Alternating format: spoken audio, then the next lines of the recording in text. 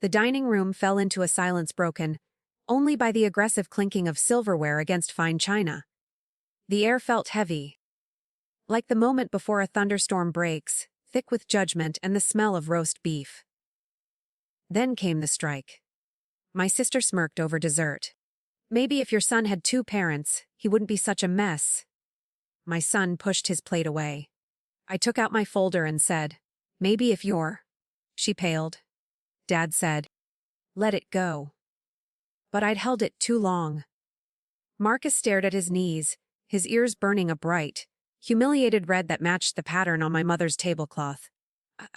He was 10 years old, a boy who built complex Lego structures and rescued stray cats. Yet here he was reduced to a problem to be solved. My mother dabbed her mouth with a linen napkin, her eyes avoiding mine, silently tacit in the critique. They thought silence was polite. They thought letting Lauren peck at us was just family dynamic. They were wrong. Lauren leaned back in her chair, swirling her peanut noir with a practiced, languid motion. She looked every inch the suburban success story, from her manicured nails to the designer blouse that cost more than my monthly utility bill. Her own children, my niece and nephew, sat like zombies at the far end of the table, glued to their tablets and completely ignoring the family meal. Apparently, digital dissociation was the gold standard of child rearing, provided you had a husband to pay for the bandwidth. It's just statistics, Kara. David chimed in, finally looking up from his steak. He didn't meet my eyes, focusing instead on the salt shaker. 2. Parent households perform better. Academically. Socially. We're just concerned about Marcus's development. My father cleared his throat, the sound distinct and authoritative, the gabble of the dinner table. David's right. The boy needs structure, he needs a male influence. Maybe if you had thought about that before. The sentence hung there, unfinished, but clearly understood by everyone present. Before what, Dad? Before my husband died in a car accident 4 years ago. The words remained trapped behind my teeth, but the temperature in the room seemed to drop 10 degrees. I looked at Marcus again. He had shrunk in his chair, making himself as small as possible to evade their casual cruelty. That was it. That was the moment the levees broke inside my chest. I wasn't just sad anymore. I was cold, calculated, and absolutely done with their performative pity. I reached into my tote bag and felt the cool, smooth surface of the manila folder I had carried around for 3 days. It was heavy, weighted down with facts that contradicted every smirk and every lecture currently circulating the table. My hand closed over the edge. I didn't tremble. I didn't hesitate. I placed the folder next to the centerpiece with a deliberate thud that silenced the room. Lauren glanced at it, bored, unaware that I had just placed a bomb on the table. I am sure that is just work, dear, my mother said, dismissing the folder with a careless wave of her hand. She leaned forward, her pearls clicking softly against the edge of the mahogany table. We are just worried. Marcus seemed so withdrawn compared to Lauren's children. She gestured vaguely toward the living room, where my niece and nephew were still glued to their screens. They hadn't looked up once, not even for food. They are the gold standard. Marcus is doing fine, I said, keeping my voice dangerously level as I stared her down. He is on the honor roll. He plays piano. He volunteers at the animal shelter every Saturday morning. I squeezed Marcus's shoulder, feeling the tension radiating from his small, rigid frame. That is wonderful, my father said in the tone he usually reserved for a toddler showing off a mud pie. But Lauren makes a valid point. Piano won't replace a father figure. The boy needs stability. Lauren smirked, sensing blood in the water, and decided to pivot her attack toward my wallet. We aren't talking about grades, Kara. We are talking about environment. Living in that tiny apartment, working those long hours at the bank. It takes a toll. She took another sip of wine, her eyes gleaming with malice over the rim of the glass. Honestly, barely scraping by like that. It is stressful for a child. Kids pick up on financial anxiety. They need to see success. I am not scraping by, I said, my voice calm, though a cold knot tightened in my stomach. Lauren raised a perfectly sculpted eyebrow at me. Really? Because Mom mentioned you couldn't afford a proper summer trip. She said you barely managed a staycation. I paused, confused by the blatant fabrication. We went to Europe for 3 weeks. Marcus loved Barcelona. The table went quiet. My mother shifted in her seat, suddenly interested in her peas. The lie hung in the air. Marcus pushed his chair back, the wooden leg screeching violently against the hardwood floor. The sound was harsh in the quiet room. I am not hungry, he whispered, staring at his shoes. See. Lauren gestured toward him like he was a biological specimen in a jar. This is exactly what I mean. The attitude, the sensitivity. Boys need toughness, Kara. They need consistency. She looked at David, who nodded obediently while chewing his steak. They need examples of success to emulate. They need examples. I repeated, my fingers resting on the folder's tab, feeling the sharp edge of the paper. Is that what you think you are? I looked around the table. My father, the retired patriarch who believed he was king. David, the silent partner. Lauren, the queen of criticism. Absolutely, Lauren said, straightening her posture. We provide a stable household. 2 parents. A beautiful home. Financial security. We are just trying to help you see the standard. Her arrogance was almost impressive. Help, I said, testing the word on my tongue. It tasted like ash and betrayal. So, stability means a big house and 2 parents. Lauren nodded, mistaking my clarifying question for submission. And financial security, she added firmly. That is key. I smiled, and for the first time that night, I saw a flicker of unease cross her face. I am glad we agree on the definitions. I flipped the folder open. It wasn't work documents. It was a foreclosure file. Is that a resume? Lauren asked, eyeing the papers with a toxic mix of pity and amusement. Or maybe unpaid bills. If you need a loan, Kara, just ask. We are family, after all. My mother sighed, shaking her head, the disappointment radiating off her in waves. Kara, don't be proud. Lauren is just trying to help. Help. I smiled, but it felt like the skin on my face might crack. Is that what this is? Constructive criticism. I smoothed the cover. Don't be dramatic, Lauren said, finally putting down her wine glass to cross her arms. We are allowed to have concerns. And honestly, if you cannot handle a little advice, maybe you aren't ready for the real world. She gestured around the room with a sweeping motion. This is the real world. A 4-bedroom colonial. Equity. Assets. Equity, I repeated softly. That is an interesting word choice considering the circumstances. I opened the folder fully now. The red stamp seemed to glow. Your mortgage is 3 months overdue, I said quietly, sliding the first document across the polished wood. It stopped right next to the crystal gravy boat. Lauren's hand froze in mid-air. Excuse me. The bank sent the foreclosure notice last Tuesday, I continued, keeping my voice conversational, matching the tone she used to critique my son. You haven't responded to any of the certified letters. Or the calls. The silence that followed wasn't judgmental anymore. It was the silence of a vacuum sealing shut. Lauren stared at the paper as if it were written in a foreign language. What is this? She laughed. A high, brittle sound that fooled absolutely no one. This is ridiculous.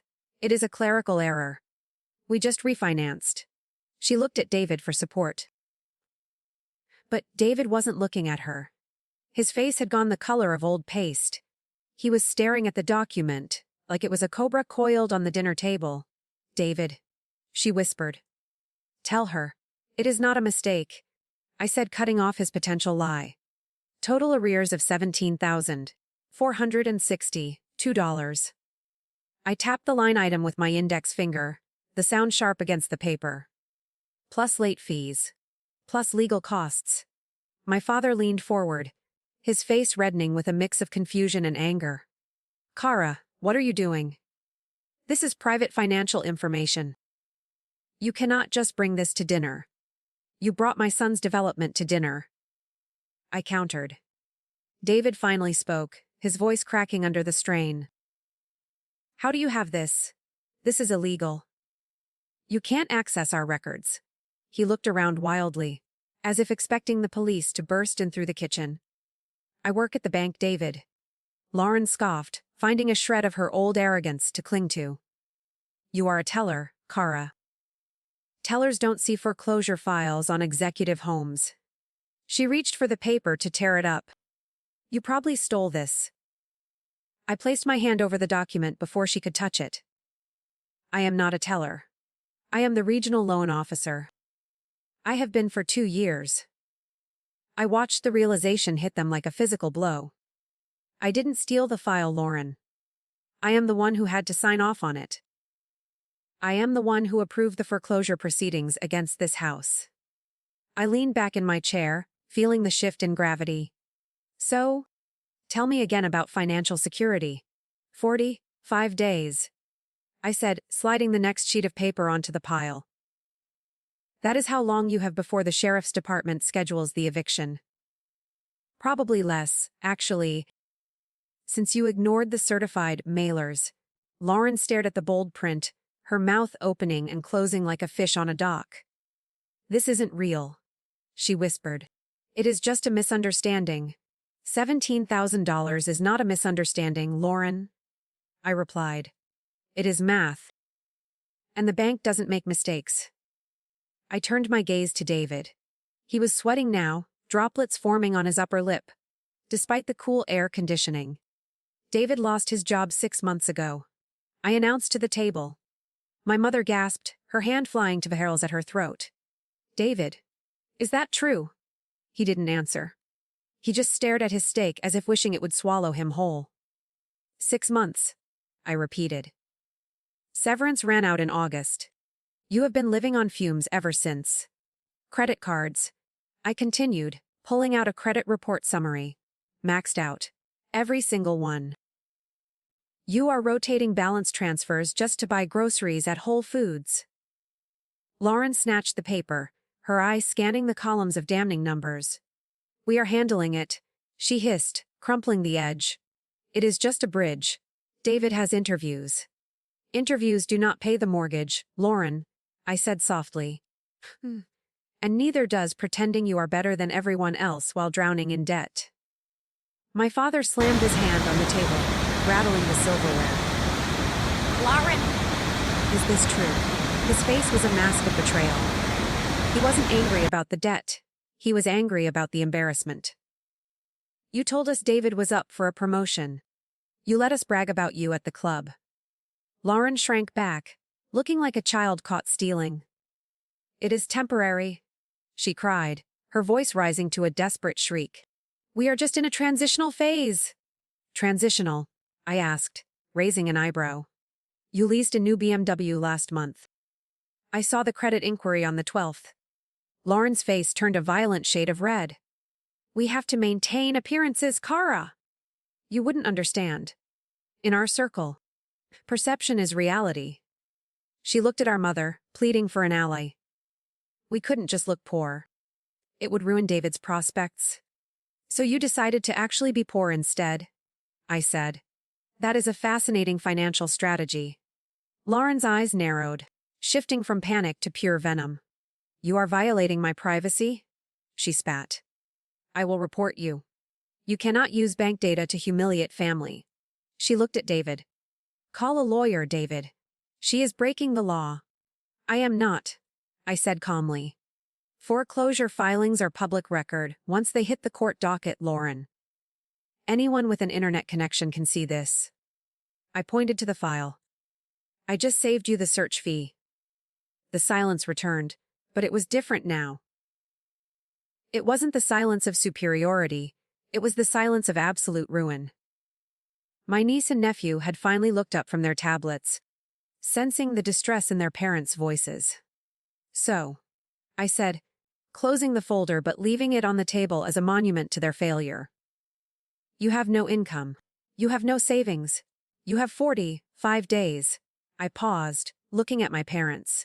Who provides the stability now? The silence was heavy. A physical weight pressing down on the dining room table. My father looked like he had aged 10 years in 10 minutes. He stared at the foreclosure notice, then at me. Searching for a villain but finding only math. This is cruel. He finally managed, his voice trembling with a loss of control. Exposing your sister like this. Kicking her when she is down. I shook my head slowly. I didn't kick her, Dad. I caught her. You just didn't see the safety net until now. Do you know who has been paying the shortage on your mortgage for the last 3 months? I asked. Looking directly at Lauren, she wiped her eyes, her mascara leaving jagged black streaks on her cheeks. What are you talking about? She sniffed. The bank just worked with us. David said he handled it. I slid a bank statement across the table. The bank doesn't work with people who ignore them, Lauren. I did. $1,200 a month. Transferred directly from my account to your principal balance. Lauren picked up the statement, her hands shaking so badly the paper rattled against the table. You? She whispered the word like it was a dirty slur. That is impossible. You don't have that kind of money. You are a single mom. I have exactly that kind of money, I said. I set up the transfer anonymously through the servicing department. I didn't want the credit. I just didn't want my niece and nephew sleeping in a Motel 6, because their parents were too proud to ask for help. My mother made a sound that was half gasp, half sob. You knew? She asked me, clutching her napkin to her chest. You knew they were drowning and you didn't say anything. I fixed it. I corrected her. I filled the hole they dug. While you were lecturing me about Marcus needing a father figure, I was paying for the roof over your perfect grandchildren's heads. The irony hung in the air, thick and suffocating. The widow with the messy son was the only thing standing between them and eviction. David looked up, his face a portrait of absolute shame. Why? He asked. His voice barely audible over the hum of the refrigerator. After how we treated you. I looked at the kids, still tapped into their digital worlds. Completely oblivious to the fact that their lives were being subsidized by the aunt they barely acknowledged. Because they are innocent, I said. And because I kept hoping that if I helped you, eventually you would stop treating me like a failure. I thought maybe gratitude would appear by osmosis. Marcus was staring at me now. His expression had shifted from deep shame to something else entirely. Ah. He looked at the papers, then at his aunt, then back to me. The shame that Lauren had poured onto him earlier was evaporating. He realized his mother wasn't the weak link at this table. She was the anchor. I gave him a small, private nod. See, I wanted to say. You are not less than anyone. We were not the charity case. We were the charity. I didn't know. Lauren stammered, finally finding her voice. She didn't say thank you. She didn't apologize. She just defended her ignorance. I don't look at the detailed statements. David handles that.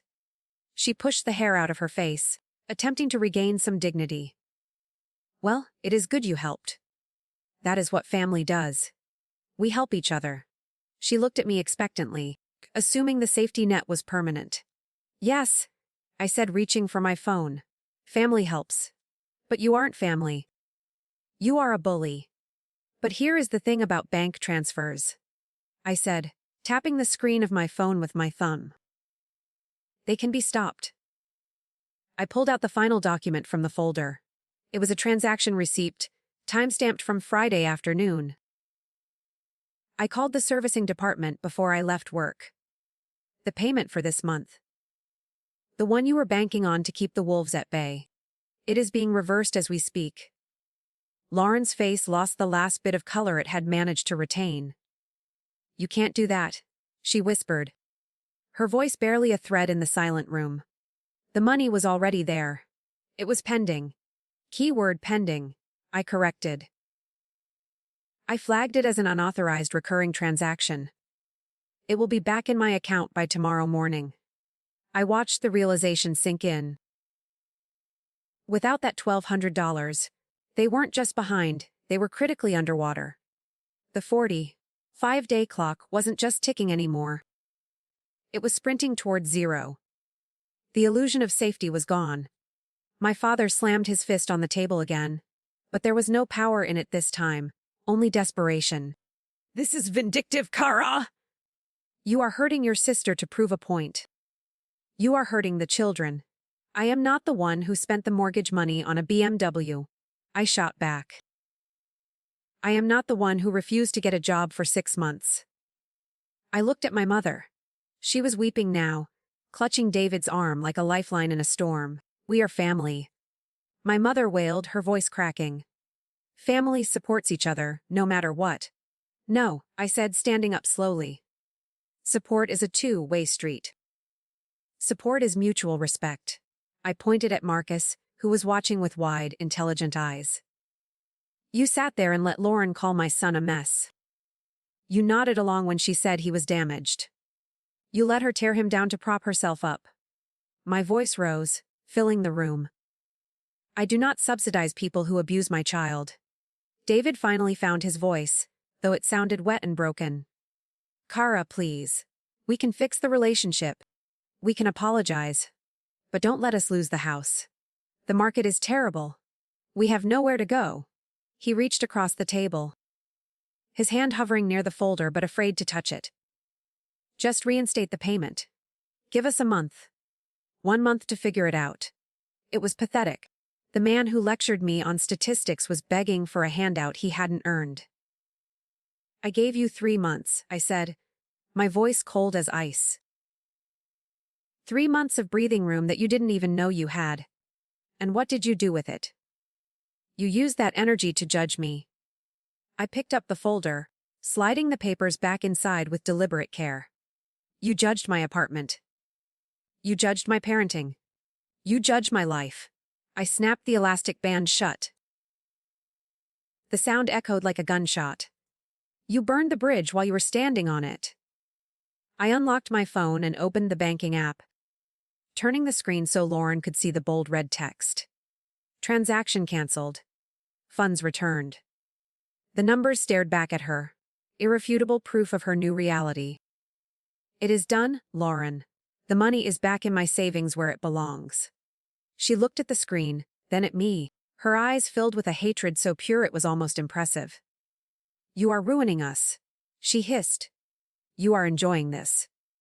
"I am not enjoying it," I said honestly. "There is no joy in watching my sister implode. But I am finished enabling it." I looked at my parents, who sat frozen in their chairs like statues of grief. "You wanted Marcus to have a role model. You wanted him to see strength." I put a hand on my son's shoulder. I am showing him that you don't have to tolerate disrespect, just because it shares your DNA. That is a lesson worth more than private school tuition. You have 45 days. I repeated, turning toward the door. If I were you, I would start packing tonight. Maybe sell the BMW first. That might cover a security deposit on an apartment. I paused, looking around the lavish dining room one last time. Although, without a credit check, you might have trouble finding a lease.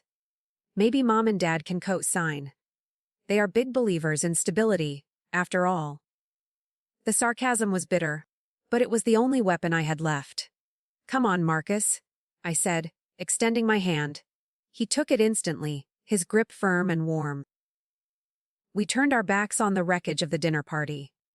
Behind us, I heard the sound of Lauren, finally breaking down into jagged, ugly sobs, but I didn't turn around. I had detonated the pillars of their false reality and watched it fall into the river. The bridge wasn't just burned, it was ash. And for the first time in years, the air felt breathable. My mother's voice stopped me at the archway, trembling but desperate to salvage some semblance of control. "Kara, please. You are being irrational. We know you are hurting, and we know money is tight, but you can't just abandon your sister." I turned back slowly, The assumption was still there, rooted deep in their minds like a stubborn weed. They still thought I was the poor relation, the one who needed their pity despite the evidence. Money isn't tight, Mom, I said. That is the biggest lie you have told yourselves. I am not just a loan officer, I clarified, watching Lauren wipe her nose with a linen napkin. I was promoted last year. I am the youngest regional vice president in the bank's history. The title hung in the air, heavy and undeniable. My base salary is triple what David made at his peak, and my bonuses alone could pay off the rest of your BMW.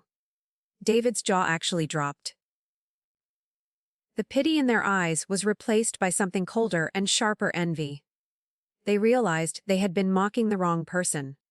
And that tiny apartment you hate so much. I laughed, a short, sharp sound that echoed off the vaulted ceiling.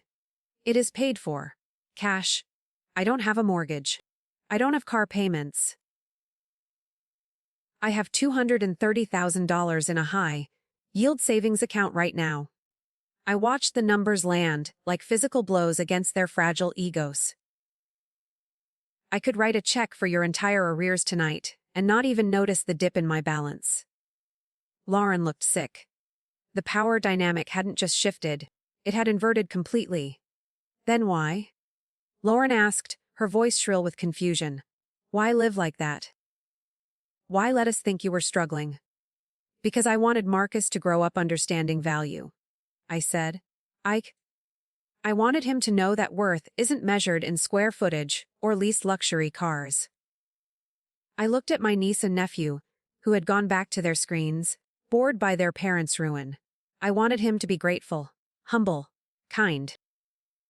I didn't want him to end up thinking he was better than people just because he was lucky. I looked at my father, who was still sputtering, trying to reconcile the daughter he knew with the stranger standing before him. And about that mess of a boy you are so worried about, I said, my voice softening as I looked at Marcus. He got into the Edison Academy for next semester. My mother gasped. It was the most prestigious school in the state. Full scholarship, I added, based on his academic performance and his personal essay. They said it was the most moving piece they read all year. Do you know what he wrote about? I asked the silent table. He wrote about overcoming loss. He wrote about the strength of a single mother who works hard and loves harder. I squeezed Marcus's hand, feeling him squeeze back. He wrote that he doesn't feel like half a family. He feels whole because he learned that family is about showing up, not just showing off. Lauren looked down at her plate. The shame was finally penetrating that thick layer of narcissism she wore like armor. So, no, Dad, I said, addressing him directly for the last time. He doesn't need a father figure to teach him how to be a man. He is already 10 times the man David is. David flinched but didn't argue. He knew it was true. He has integrity. He has empathy. And most importantly, he knows when to walk away from toxic situations. The silence in the room was absolute. The clinking silverware, the smug comments, the statistics. It all felt like a lifetime ago. We had outgrown them. I pulled my purse onto my shoulder, adjusting the strap. I spent 4 years trying to prove I was enough for this table, I said. I swallowed every insult. I let you make me feel small because I thought I needed your approval. I looked at my mother, who was weeping silently now.